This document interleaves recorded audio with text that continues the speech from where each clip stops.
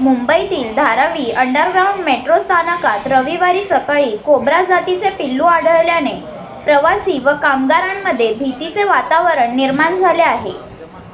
स्थानिक सर्पमित्र कौशिक केनी आणि ऋषित सावंत यांनी तातडीने घटनास्थळी धाव घेत पिल्लाला सुरक्षितरित्या पकडत जंगल परिसरात सोडले।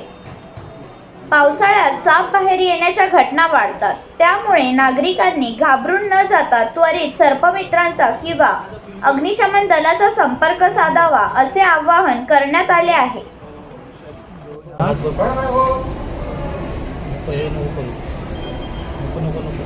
पाण्याची बाटली का छोटीशी? पाण्याची बाटली आहे छोटी आपल्याकडे।